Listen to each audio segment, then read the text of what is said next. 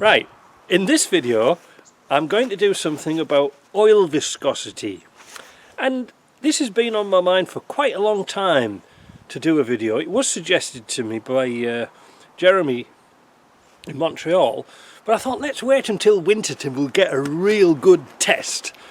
Today's the day. It's -20, in fact it's been -20 all week long. Now I have done this test earlier and I made a complete mess of it, but as a bit of fun I think I'll put it on the end of this video. I'm trying to keep this like sort of semi-serious so you can understand. The problem was it is so cold. I fell down a hole in front of the bumper. I fell down there, and instead of putting it onto widescreen I put it onto zoom so you couldn't see anything, and also the screen, it's so bright out here I couldn't see anything. So less of the waffle, what we're going to do, well, we're going to look at popular oils that we have. Now these are not synthetic, these are straight oils, so there'll be a little bit of difference with synthetic.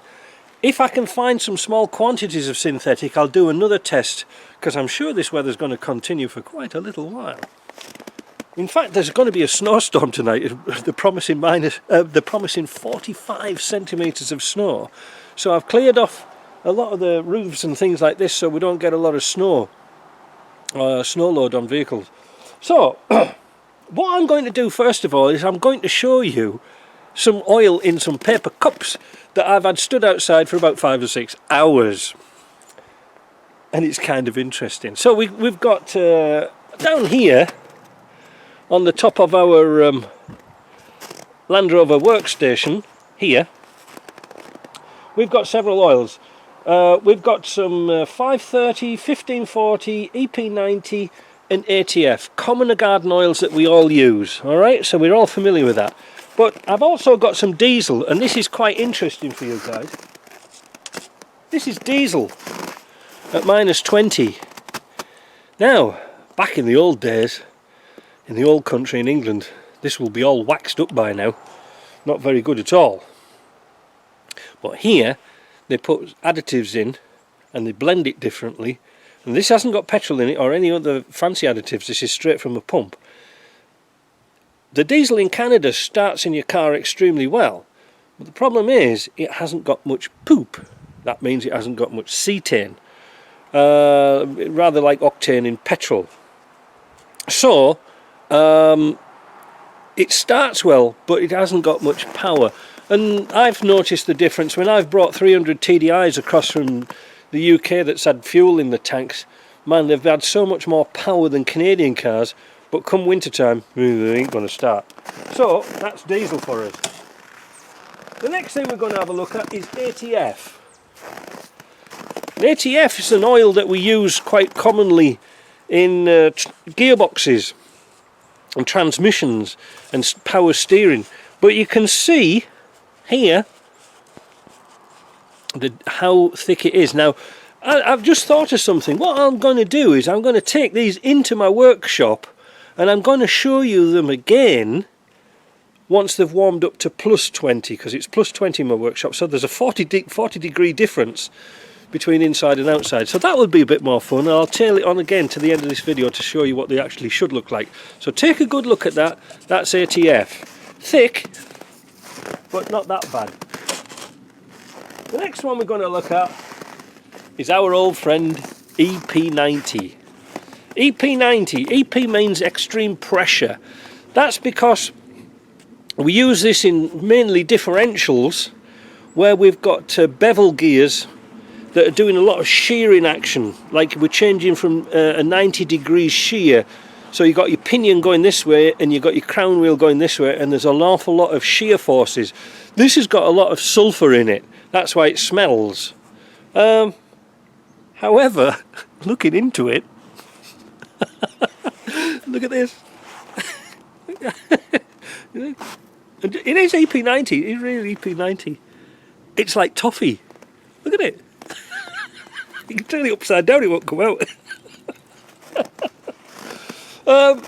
So you can understand, I mean this is an extreme temperature, but if somebody's put this inadvertently into a gearbox, an R380 or an LT77, even in the UK, if it dips down to -5, this is going to be a problem. In an LT77, it's going to smash your little Tufnol gears in your oil pump to bits, and how is that going to circulate round the gearbox? And we found this off. I found this out. See, the temperature's getting to my brains now. When I had my old snowplow here, changing gear when it was this temperature was absolutely and terribly difficult to do. So I drained out all the EP90, brought it into the workshop, warmed it up, and I actually filled the transmission up with 530 synthetic. Man, it was like a Rolls Royce after that. You could shift gear like Lewis Hamilton, like this. The thing was that, imagine this is on a series gearbox. They relied on little holes drilled through the gear, which was about 1 or 2 millimetre, well, maybe 2 millimetre holes around the gear, so that the splash feed would lubricate the inside of the shaft and the bearings. Not hope in hell's chance.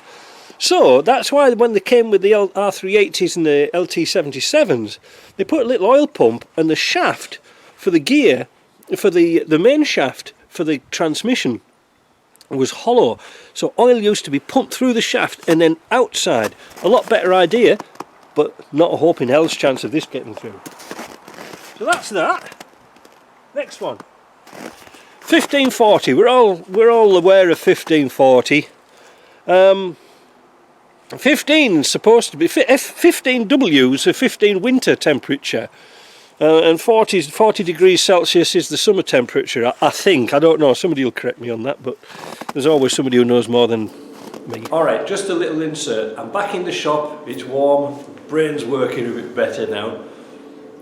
Viscosity. What is viscosity? The lower the viscosity, the faster it flows. Think of water. Water is low viscosity, tar high viscosity, or EP90 in our case, high viscosity. Why do we need the two different? What's the numbers all about? Well, we are more familiar with the 1540. 15 means it's got a high viscosity in winter, a higher than 0. All right. So we need in Canada 0W, which is more viscous. Excuse me, is more viscous in winter. Whereas in Europe, 1540 is an all-round, all-season oil. If we go to the other side of the equation, the 30, 40, 50, when we're in a hot country, we need an oil that is thicker when it's hot. Because if we put a light oil when it's hot, that oil is going to break down. So the numbers signify the thicker oil as you go up the other side of the W, if you see what I mean. It is quite confusing, and I really suggest you want to look into it a bit more. But generally speaking, 0 very light, 50 very thick. Simple as that. Let's get back to the video. Well, 1 or 2. But you can see still, it's quite thick. But it's still flowing. That's the thing. It hasn't gone like the EP90.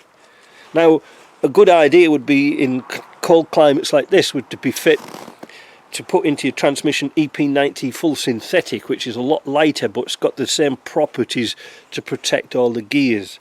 But like I said, this will turn, and as we saw on the video the other day with my Series 1, that had this oil in, but it still started reluctantly. But it is a big strain on batteries, you know, all that resistance.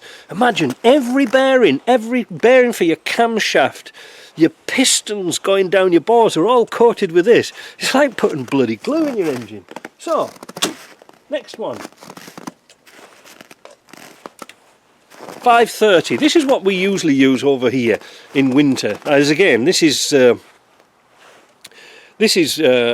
lighter oil. And it flows a lot better. Do you know something? I think I made a mistake. What was it, 15? Oh no, because the bigger the number, the more temperature it has. I can't remember. Listen, you'll work it out for yourself. I can't remember. I'm just doing this off the top of my head. The problem is when it's cold you start thinking wrong. This is a lot lighter oil. I think it's the 30 actually for the temperature. I don't know. I'd have to have a look. But this is a lot lighter. Alright, so this is flowing a lot more freer. Now, in my diesels, usually we put a synthetic 030, which gives them a lot better fighting chance of starting. So, yeah, this is a stuff to use in winter, but a synthetic, but it'll still a lot better than the 1540. So I've set up a little test here, and we're going to have a look at our oils, how they actually flow in winter.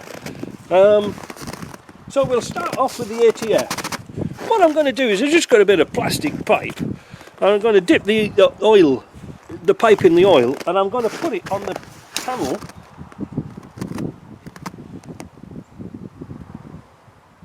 Well, I made a complete mess of that. Let's see if I can do it to the side.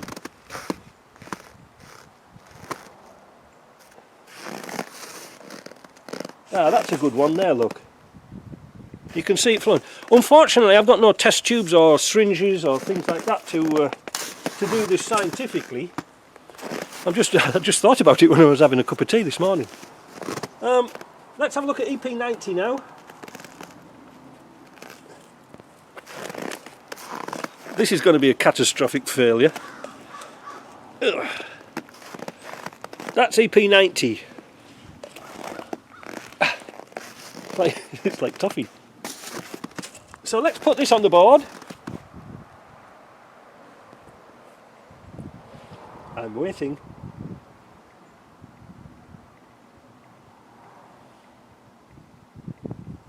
There. We'll put a big blob. It's not scientific because not all the measurements are exactly the same. But it's better than nothing, isn't it? And you can see how slow it runs. Next thing. 1540.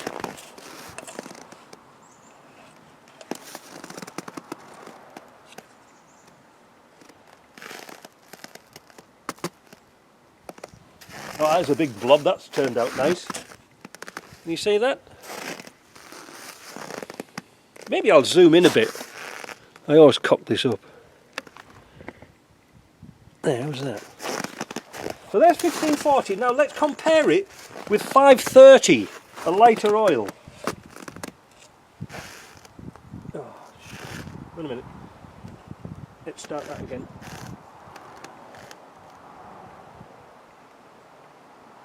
There we go.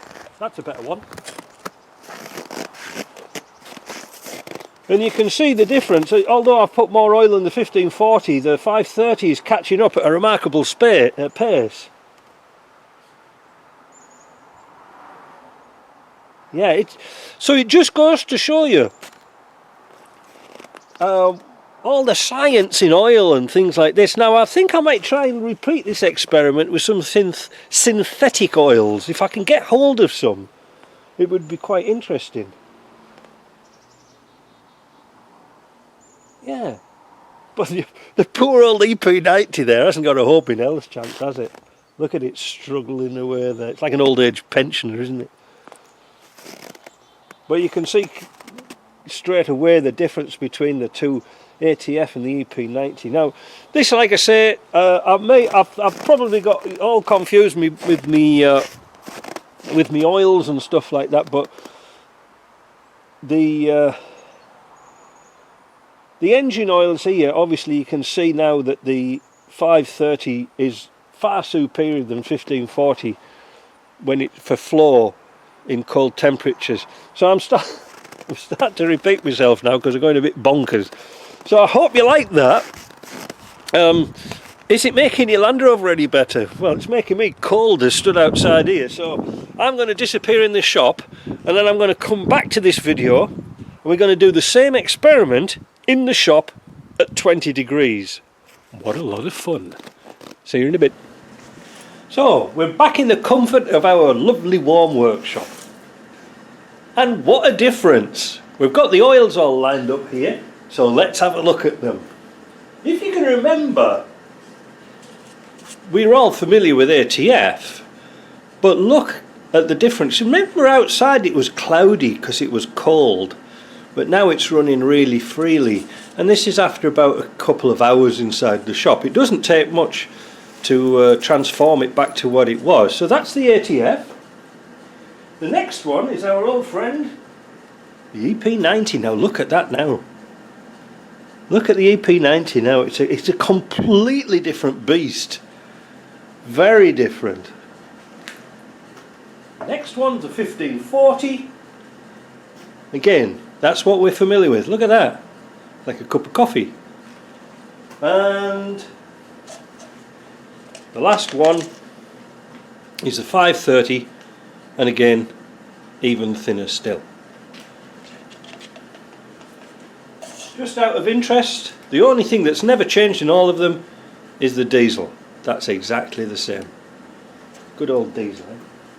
Now, there was no, by the way, there was no point putting petrol or gasoline or benzene in this experiment. So, I'm not sure if this is going to work on a flow test. Obviously, if we had, you know, a suspended dropper, you know, some people on YouTube videos, they get all excited about stuff, but, well, I just make it up as I go along. Nothing's practiced here. So let's have a look at what the ATF flows like. You ready for this? So there's the ATF running away. I wish I could put a bigger blobs on, but you get the idea. Next thing, EP90. You ready?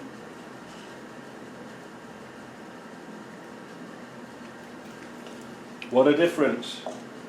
Running like a good one. Like Usain Bolt, look.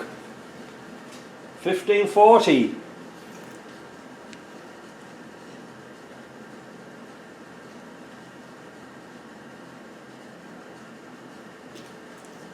There she goes. See, I planned this test in my workshop and I got completely surprised when I went outside how thick these actually got. Last one, that's why I thought it was a good idea to use this plastic pipe. Last one, 530. Oh, wait a minute, made a mess of that. Let's do this one to one side again. Oh, well, you get the idea. Two for the price of one there. Let's zoom in.